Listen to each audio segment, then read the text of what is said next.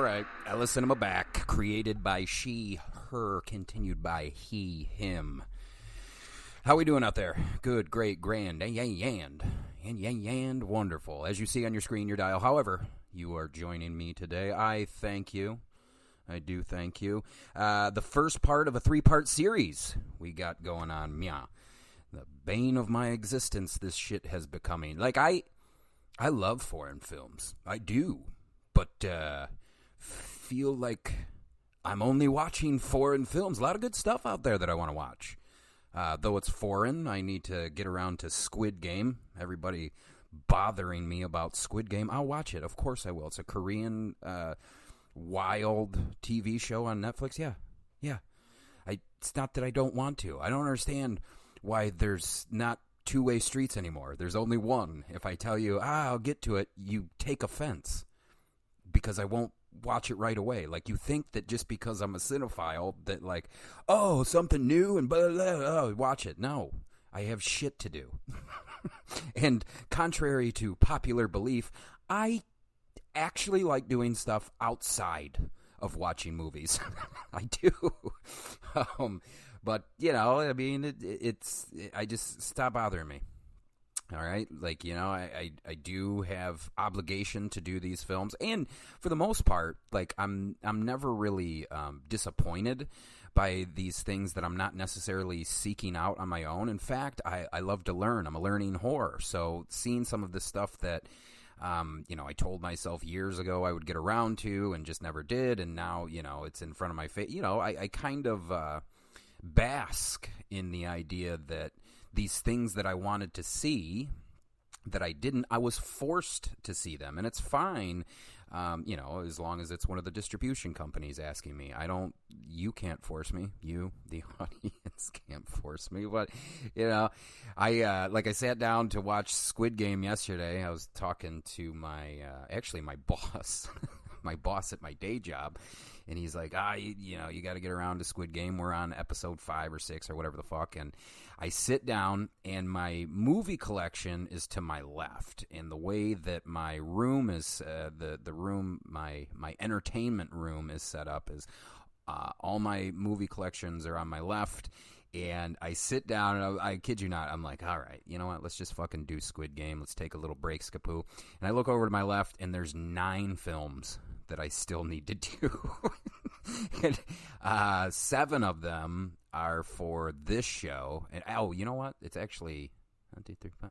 Actually, it's 11 films. Cool. Finding out that the bane of my existence continues. Yeah. 11 films, and I think 7 of them are for this show, and then 4 others are for another show. So, you know, it kind of can't push play on Squid Game when you have that. And, you know, I also want to strike while the iron's hot with these films because it's October, it's spooky season, and I think only one of them that was given to me is not Halloween-esque or horror-esque. I shouldn't say Halloween. It's not like they take a place at Halloween, but they are from the Giallo era. Ugh. I just hate saying Giallo so much. I don't know why. I just feel like it's... I have no good excuse. Why can't we call it a thriller? Well, because in Italy, I understand. I understand what you're saying. These films are actually Giallo films. I don't like it when anything that came from like late 90s to present, people are saying, oh, it's Giallo. It's not. That, to me... and I'm sure there's a critic out there or an expert that'll probably tell me I'm wrong, and they're probably right. But to me, Giallo is less of a genre and more of a timeline of films to me. More of an era of films to me, not a particular genre of films. So, you know, any expert who's better than me, by all means, reach out and tell me I'm a fool. Look, you'll get no argument from me. I am a fool. And I don't even know what I'm doing here anymore. I don't, and what I mean by here is the show. Like, look, I had some very talented guests on earlier this week that were, you know, fantastic. Those are fun. Those are fun to do. But, you know, I've said it a million times before. It just kind of let me ask you this. Would you sit in a room by yourself and talk for hours on end to the void? Would you do that? Bafangul. Oh yeah, I forgot. I did watch The Many Saints of Newark. That's one that was in English that I watched recently. Not bad. Maybe I'll do a review. Probably won't. But, I mean, it was okay. I feel like we kind of pandered to the masses enough. Not The Many Saints of New York. But, speaking of Italian mobs, how about just Italy? La Coda dello Scorpione. Yeah. So, the case of the scorpion's tail. La Coda dello Scorpione. You know, one of the major consequences of Western Europe's post-war economic miracle was the proliferation of international travel. And I'll try to tie that sentence in the best I can later in the podcast here. But, yeah. Eager to tap into audiences' desire to experience the glamour and the jet-set lifestyle, the popular filmmakers of the day rushed to make the most of exotic locales at their disposal. So what that's saying is that this was a time where we kind of flew all over the world to see these rich white people getting motherfucked in the end, but also just kind of watching the lifestyles of the rich and famous is kind of what it feels like. It's all three of these films are very white. Very white.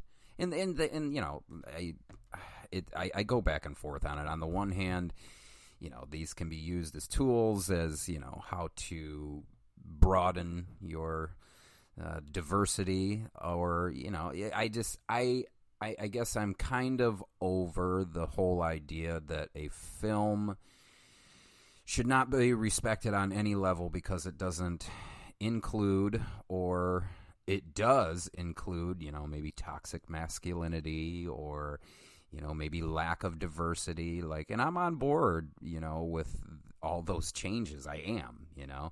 I just go back and forth on whether we should trash a lot of what came before what you're seeing today based on new cultural and socioeconomical, I don't know, man. I just like art, and to me,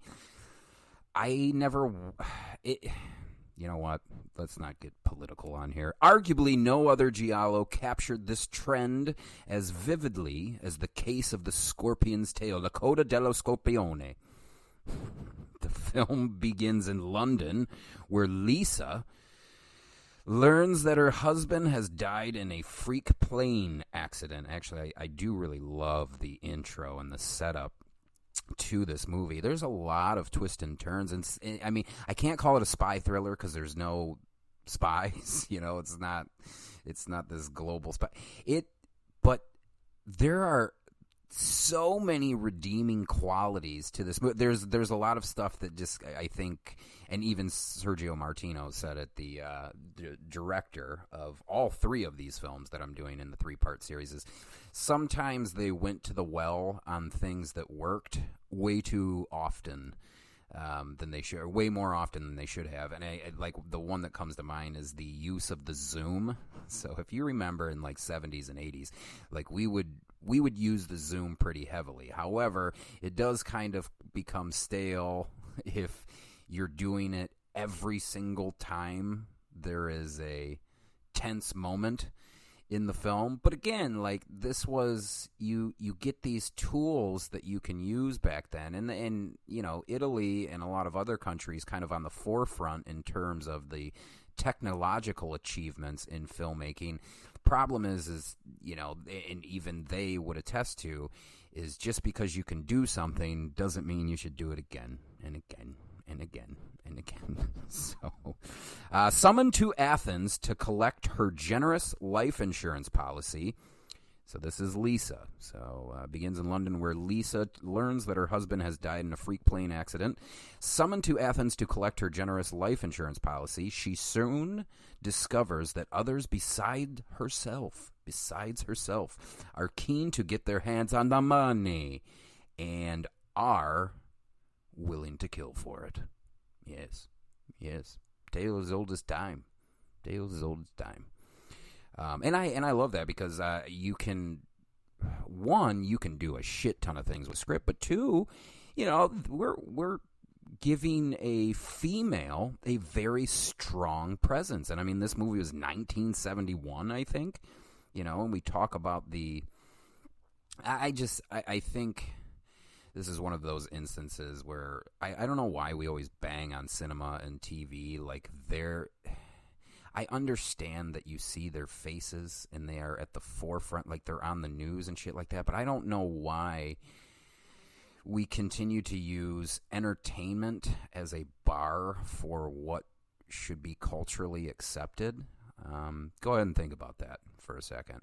And two, the more I watch, the more I realize that there's just a bunch of jokers out there that want to watch the world burn. You know, it's kind of like the whole black superhero thing. Oh, you know, we the black community finally have a hero to look up to in Black Panther. Well, I remember Blade, you know, and to this day, I still think, and that came out in like 97. Again, way too late, okay? But Blade came out in 97. Blade is still a badass. I wanted to be Blade. I you know what I'm saying? Like, and I feel like we only, like, you're using whatever is current as the bar, and you can't do that. You know what I'm saying? Oh, well, there was only one. No, Blade had his own trilogy. Blade had his own trilogy. You want to know who gets the lack of representation? People with mental and learning disabilities. Let's talk about that. You don't want to, though, because they're much easier to sweep under the rug. Yeah, I said it. We don't, you know, we're trying to, yeah, Dave Chappelle's under fire for attack on the trans community, and yeah, just all these things, and I'm just like, yeah, where's the love for the mentally and physically disabled crowd? Where's the love? We don't talk about it, you know, because we only talk about what's going to get clicks. And you can think I'm full of shit all you want. I guarantee you're a part of it. I guarantee you're a part of it. You know, not everybody can walk to the beat of their own drum, but you know, I come by it honestly. Too many drugs wrecks your brain. Too many drugs wrecks your brain. You don't follow everyone. You do your own thing. And I'm not condoning that you do the amount of drugs that I've done in my past. I certainly don't recommend it, because there are some severe consequences in the end. And I'm not, and just so we're clear, I'm not talking legally. I am talking emotionally, mentally, whatever. But I don't even know where I'm going with this. Oh my God, you're just confessing to the microphone. But I think a lot of you know what I'm trying to say, is that you just, can't we, I know that this is cliche and puke-worthy, but can't we just love things? How about just love over hate? How about that? Wouldn't that be something? You know, like, is The Case of the Scorpion's Tail the greatest movie I've ever seen? No. But am I going to fucking bash it on what's culturally, or because of what's culturally relevant and how it doesn't fit into that mold? Fuck you. No. Absolutely not. I don't know. I like to love and have a little fun. Where were we? The insurance policy money. Oh, yeah.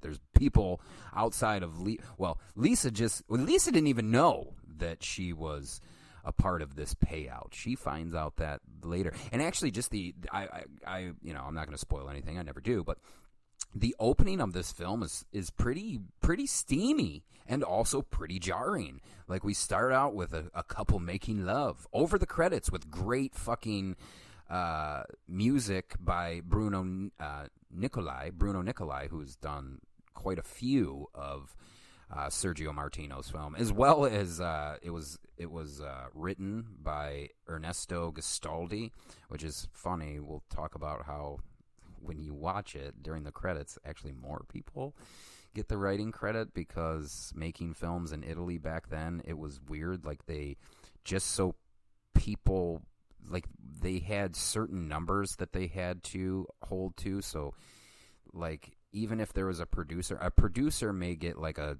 cinematographer credit, even though they didn't touch a fucking camera throughout it. Because I mean, it's a pretty convoluted mess on why they did that. But like when you're watching the movie, I think like 2, 3, or maybe even 4 people are credited to writing this thing.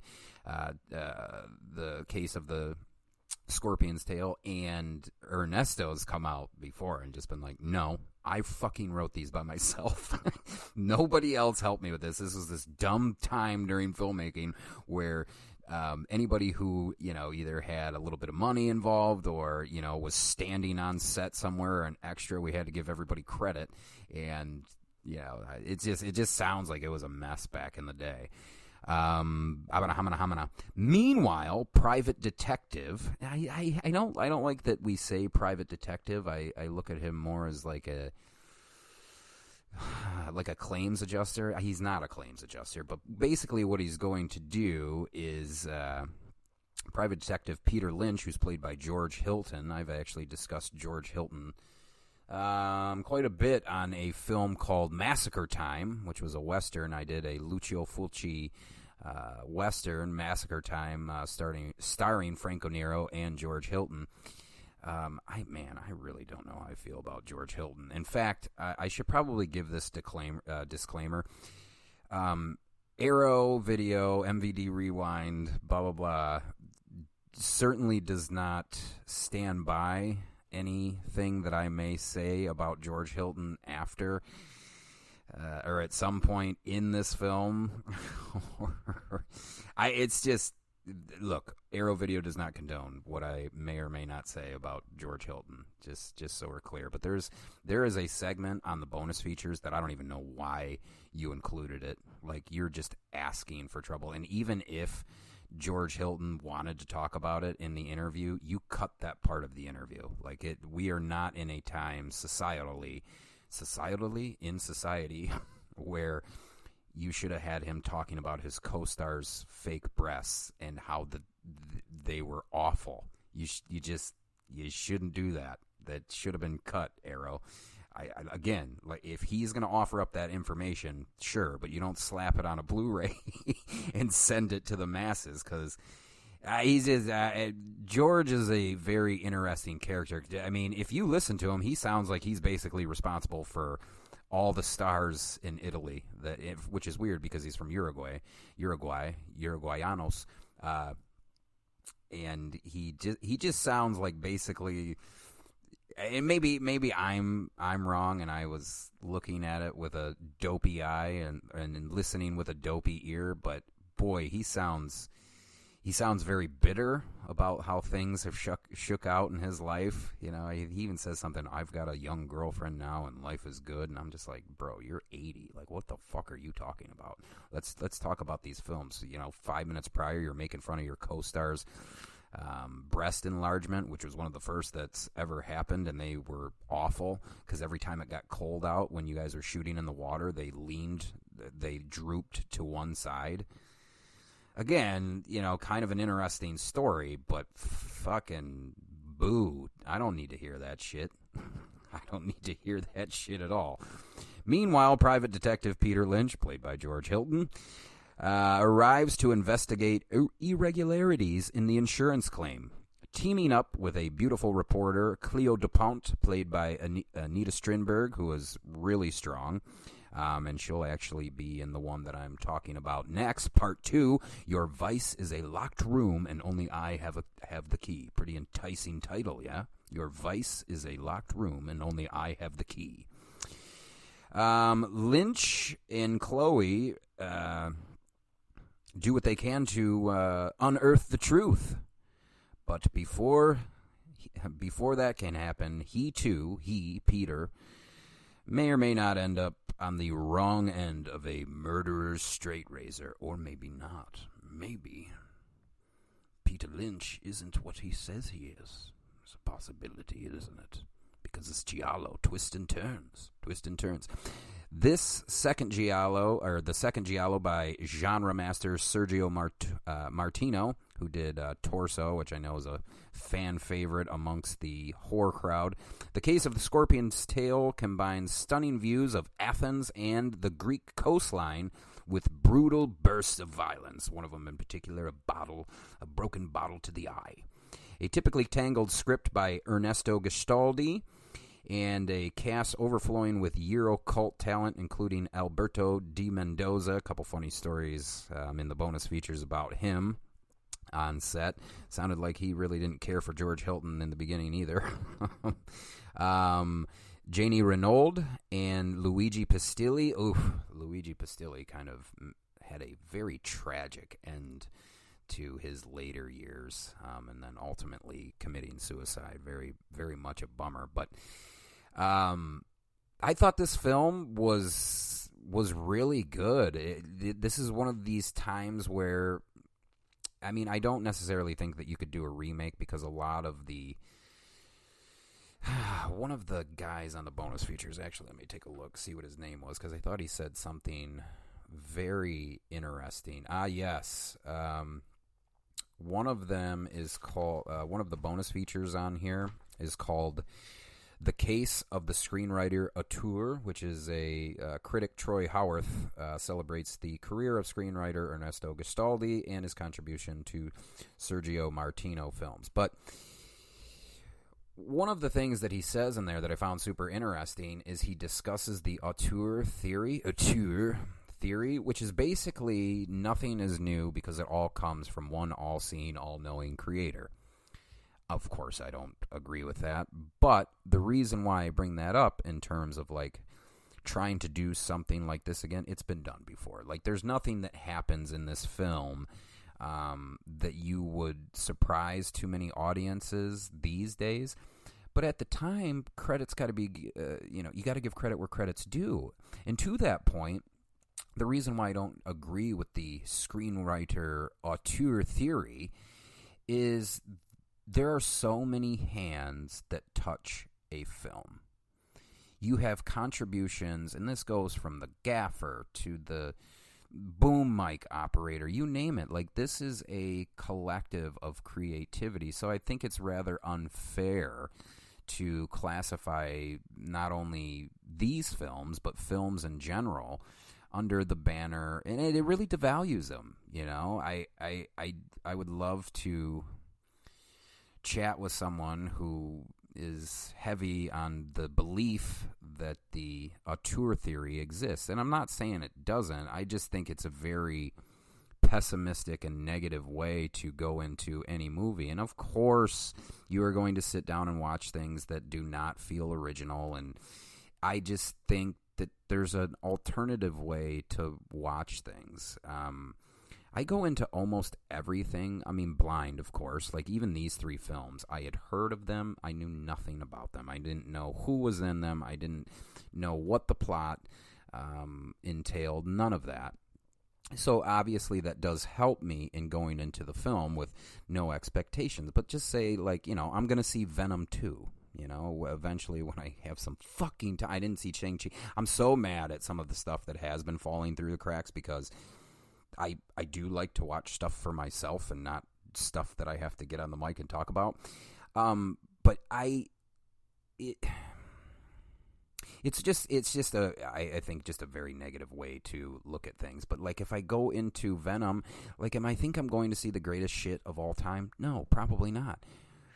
But I'm also going to go in there and try my best to be happy with a lot of the things that did please me.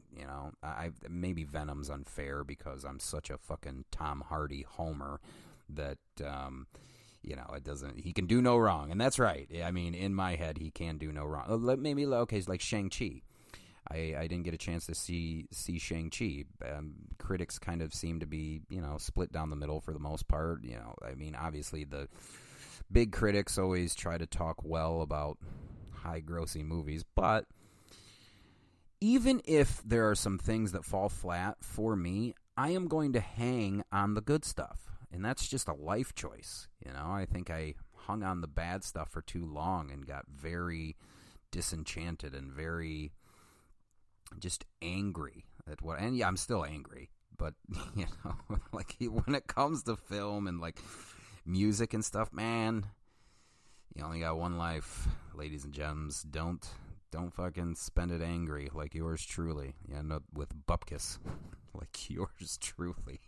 But to be fair, before I lost everything twice, I would watch movies like that. Like, it would be once in a blue moon that I would just be like, that was fucking terrible.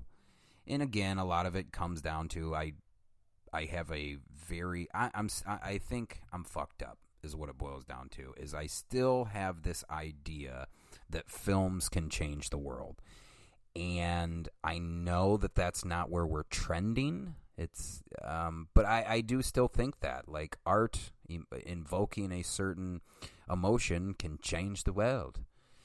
Maybe it can't anymore. Maybe YouTube changes the world, or, whatever.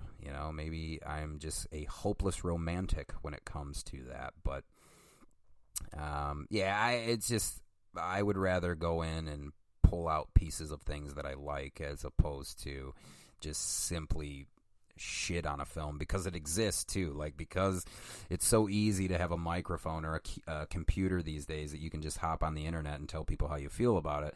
I've tried to do my best to flip it on its head and just be positive. And there's podcasts out there that didn't exist before mine started, that exist now, that are doing the same thing. And at first, it made me kind of angry because I thought it was a hack thing to do. I mean, like, when you're literally just kind of following the structure that I do, you're not. That's one of the downsides of people being able to have a mic and a computer, is that some of them think that they do have something to say and they should have their own podcast or YouTube channel or whatever, and unfortunately you just don't. You don't have anything to say. You're just regurgitating what you heard from somebody else. I mean, I can think of 3 podcasts in particular where I'm just like, not only did I say it first, but you don't even sound believable when you're saying it. What are some of the bonus features on the case of the Scorpion's Tail? Well, you have Under the Sign of the Scorpion, which is a new interview with star George Hilton. And like I said, when I watched a couple of the interviews that he did for Massacre Time, the Western with Franco Nero, directed by Lucio Fulci, I was kind of even then like, I don't know how I feel about this guy. Like, he's always saying stuff like Anita Strindberg. Oh, I introduced her to tons of filmmakers, and she was in tons of films. Like, what the fuck? And maybe all of this is true, and maybe this is why he's bitter. At least how I perceive him, as a bitter old man. Maybe it's true, and he didn't get the credit that that was deserved. But he doesn't strike me as like that. He strikes me as a very, very toxic male presence. I mean, like I said, like him, he segues the story into the bad breasts, I believe, don't quote me, I believe after how he said him and Anita Strindberg lost touch after, like, years they were really good friends, and then they lost touch, and then he tells the fake breast story. It just sounds like someone who's very fucking bitter.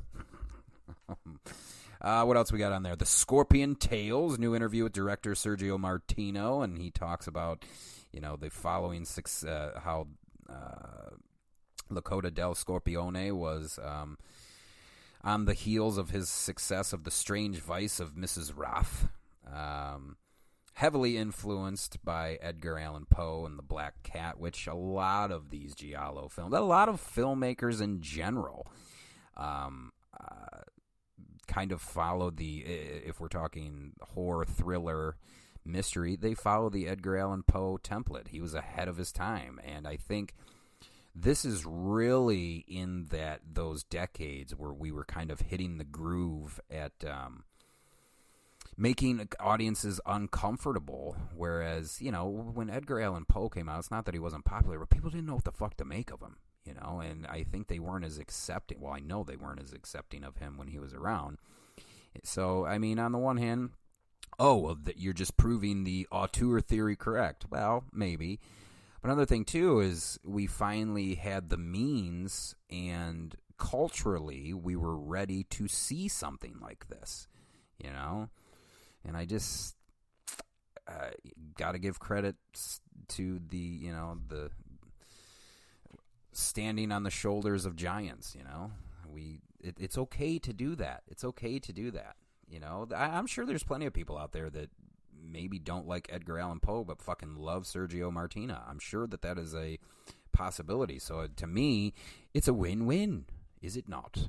Maybe not for you, but maybe for me. Try to be positive.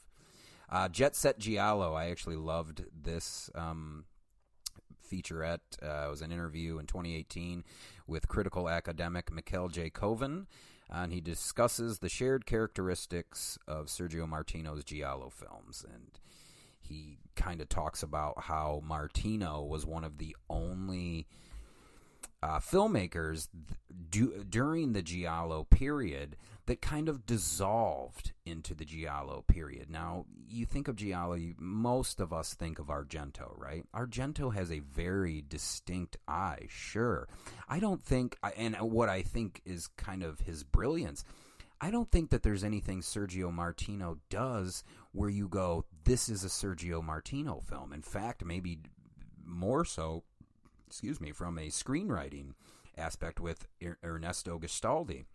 I think you could say it's a distinct Gastaldi film, but I do think it's cool, and we should appreciate the fact that Sergio Martino kind of let everyone, I don't want to say it like that, let everyone else's work shine before his.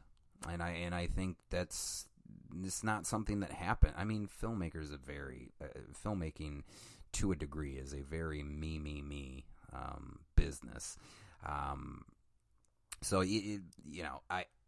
but I think I thought that was very interesting, and having watched all the three films back to back to back now, which again I got to stop doing this shit. It was like watching 3 Giallo films back to back to back. I mean, it was like watching fucking I think it was during the summer, I got sick for a while, and for a month straight, I had never seen Twin Peaks before, and I went through the entire series. That's not good for the brain to experience the weirdness of David Lynch on a daily basis like that.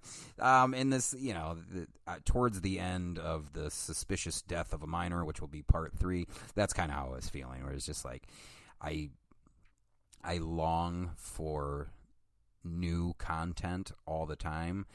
And, there's parts, I mean, probably Your Vice is a locked room and Only I Have the Key was my favorite out of the 3, which I'm not saying anything shocking to people who are fans of the Giallo genre. But I just got to the point where I was like, right, we gotta move to the next one. And like I said too, I'm just exhausted, dude. All I do is fucking work and come home and work more and watch movies. And it's not, you would think, again, I was explaining it to somebody at work. I was like, look, is getting movies sent to me by people who want to hear me talk about it a bad thing? No. Is it a bad problem? No. Until it is. You feel me? It's not a problem until it is. So, So, La Coda dello Scorpione, directed by Sergio Martino, screenplay by Ernesto Gastaldi. I don't know why I'm saying it German. Produced by Luciano Martino, who is basically the orchestrator of all these films. We will talk about him later in the series. Starring George Hilton, Anita Strindberg, Alberto Di Mendoza, and Ida Gali. We didn't talk a lot about her, but again, we will kind of feel this out as all 3 parts commence. Great cinematography, really great cinematography, actually, by Emilio Forrescat. Great music by Bruno Nicolai. Just, a lot of love for these older films, mate. A lot of love. I think it's good to know where you came from, eh? Not forget where you came from, eh? I don't know what I'm doing anymore. Outside that, for the love of cinema. Ellis Cinema. For the love of cinema. Arrow Video presents the Sergio Martino collection. This is part 1, The Scorpion's Tail, La Coda dello Scorpione. We'll be back with 2 right around the corner, baby. That